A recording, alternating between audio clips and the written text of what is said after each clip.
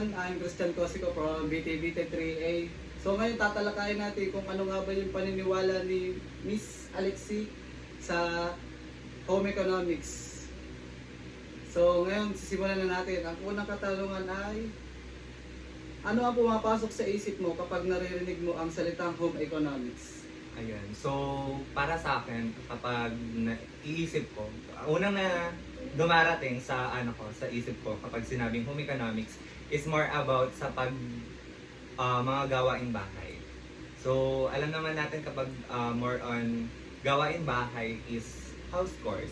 So, or house chores. So, ito yung pagliligpit, pagtitiklop ng mga higaan, pag-organize ng mga damit sa ating mga lagayan ng damit. So, more on kung ano yung ginagawa sa bahay. So, more on alam din naman natin na financial budgeting is tinuturo din dito sa home economics. Yan. So yun, napakagandang sagot kagad para sa unang tanong. So pangalawa naman is, sa tingin mo, may kabuluhan ba pa rin ba ang home economics sa makabagong panahon? Bakit o bakit hindi? For me ay meron pa rin kabuluhan yung home economics kasi dito tayo natututo kung ano yung mga dapat gawin sa ekonomiya. Hindi lang sa paaralan bagkus sa ekonomiya din. So, ang home economics ay dapat din nabubuksan ang mga kaisipan ng bawat tao at bawat estudyante. So, ayan, may kabuluhan pa din. Yes. So, pangatlong tanong naman, sa iyong palagay, ano ang pinakamahalagang kasanayan na ituturo ng home economics? Ayun. So, nasabi ko na nga sa unang tanong ay naituturo yung mga gawaing pangbahay at yung financial budgeting at saka yung pag-organize. Kasi kapag nakapag-aral tayo ng home economics ay dito tayo nagiging disiplinado at also yung dapat na gawin ng tao or dapat gawin ng isang makataong estudyante at mamamayan. So, talagang napakalaki talaga ng impact ng home economics Yes. sa bawat isa, Opo. So, pangatlo naman, paano nakakaapekto ang home economics sa iyong pang-araw-araw na buhay o sa mga desisyon mo sa loob ng tahanan? So, nakakaapekto ang home economics sa akin kapag syempre dito tayo natututo, paulit-ulit tayo doon. Yes. Kasi nga, nagiging disiplinado ang isang estudyante, ang isang tao kapag napag-aralan niya to sa loob ng paaralan. At kapag napag-aralan niya to sa loob ng paaralan na sa puso, na sa isip, ay magagawa niya to sa labas ng paaralan. And magiging makabuluhan ang isang tao dahil nga itinatak niya to sa isipan at sa puso niya. So ginagawa niya yon ng buo at totoo. Kaya nagiging maayos at nagagawa niya yung mga dapat gawin sa labas at sa loob ng paaralan. So, panglima naman, naniniwala ka bang dapat manatiling itinuturo sa paaralan ang home economics bilang isang pangunahing asignatura? For me kasi ang home economics so dapat din talaga na maging bukas sa kaisipan ng karamihan at mamamayan ang dapat na ituturo ang home economics or yung asignaturang home economics sa loob ng paaralan.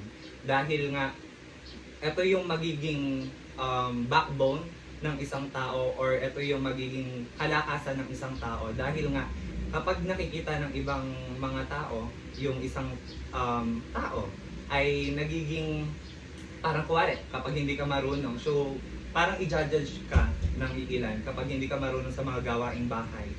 So parang hindi ka natuto sa mga sinasabi ng nakararami or ng teacher mo, ng nanay mo. Kapag hindi ka nila naturuan ng home economics is parang hindi nagiging maganda yung tingin ng ibang tao sa'yo. Pero in my own perspective, ang home economics naman ay talagang dapat na ituturo nang sa gayon ay maging maayos yung dapat na gawin or dapat na ginagawa ng isang tao or ng isang estudyante.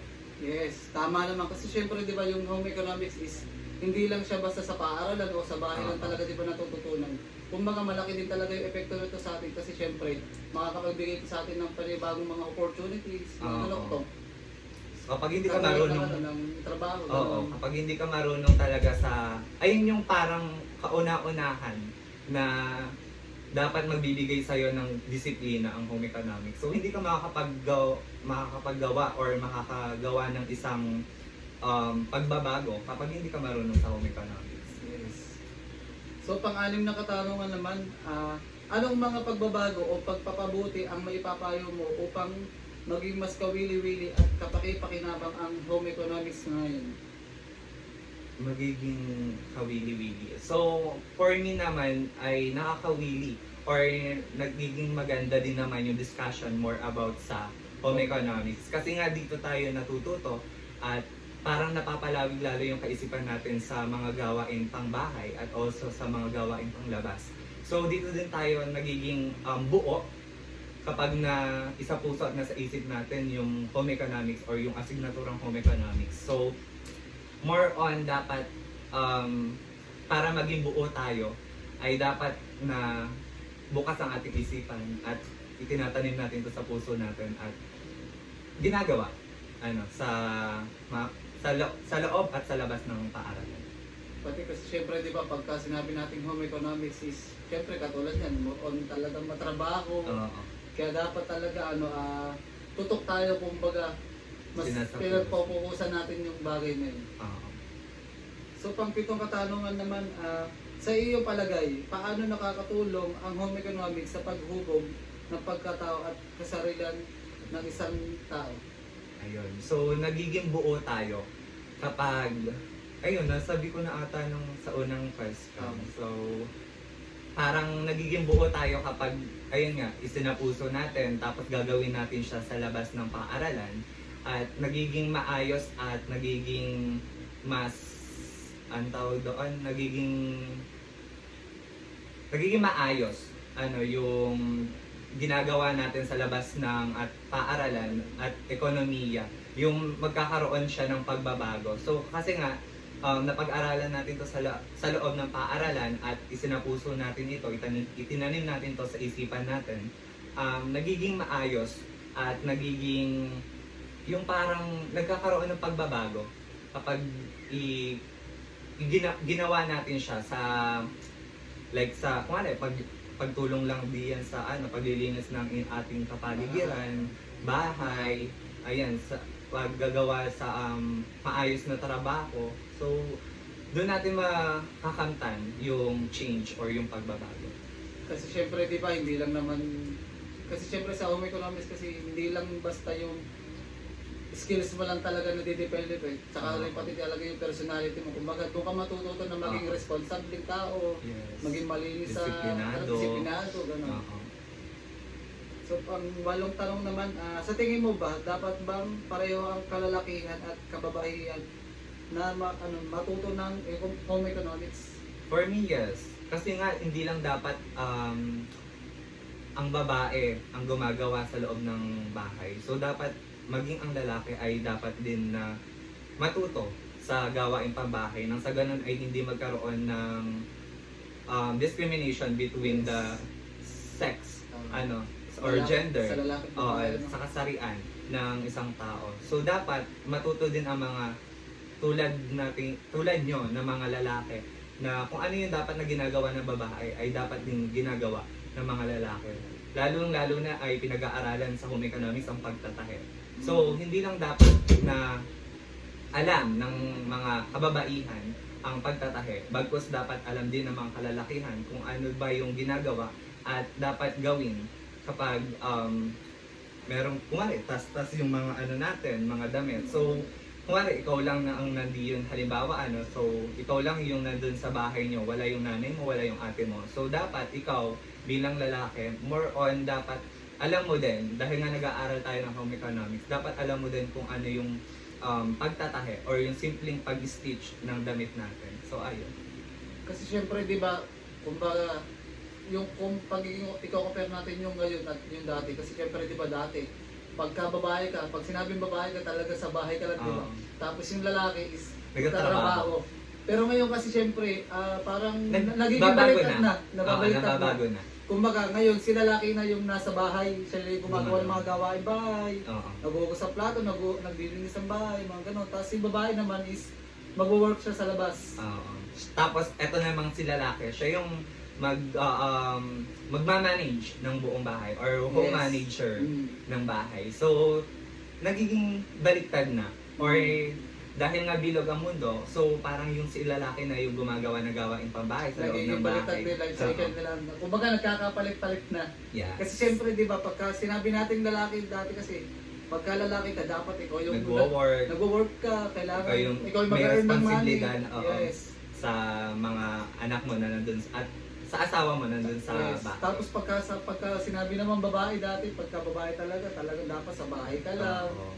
Ikaw talaga yung taga-alaga. Taga-alaga, maglilinis sa bahay. Tama. Pero ngayon kasi syempre, di ba, parang nagiging baliktad na nga, tsaka, kumbaga, ngayon nga meron ng parehas, babae at lalaki, mag-asawa, nag-work na, tapos kumbaga, may kukunin na lang silang ibang tao para mag-alaga at mag-manage ng bahay nila Sa bahay nila. sa bahay nila. Yes.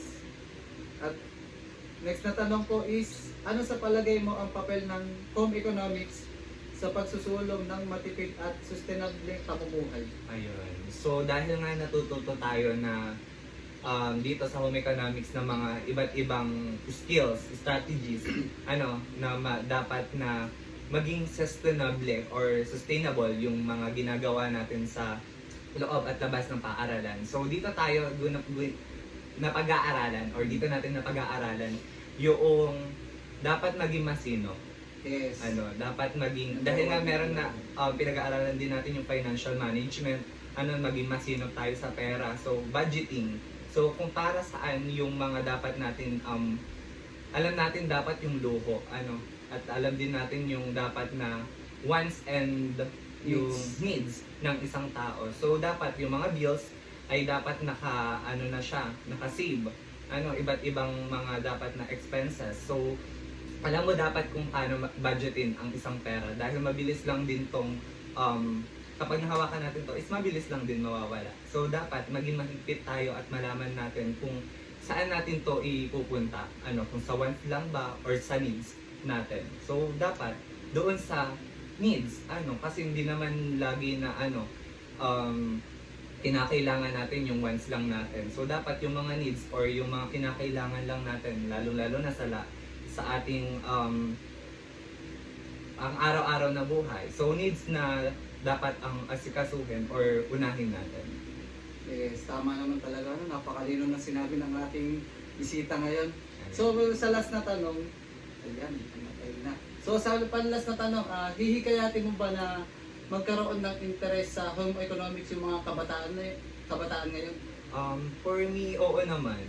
Dahil nga dito tayo natututo, dito nahuhubog yung kaalaman natin pagdating sa home economics or sa mga gawaing panglabas at gawaing pangloob ng bahay. So hihikayatin ko ang mga estudyante or kapwa ko mga mag-aaral at yung ating mga mamamayan na dapat na pag-aralan nyo din ang home economics dahil nga dito tayo nahuhubog at dito tayo nagiging buo. So, kapag hindi natin ito napag-aaralan, hindi natin alam kung paano i-control ang isang bagay.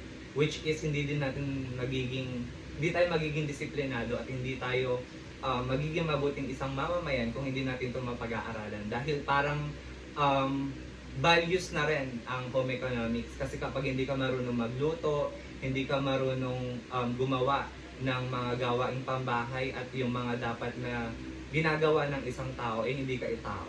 So, dapat pinag-aaralan din natin ang home economics para nang sa gayon ay maging isang mabuti at nakabuluhan tayong estudyante at mamamayan. Yun lang. Napakaganda naman ang sinabi. Parang kasing ganda lang yung sinabi niya. Ayun lang. Thank you so much po sa pag-anyaya na interviewin po ako ngayong araw. So, thank you din Miss Alexi sa pagbigay ng malaking opportunity para ma-interview ka. So, dyan na po nagtatapos guys. Maraming salamat po. Once again, ako si Christian Cosico and thank you. Thank you so much. Bye-bye.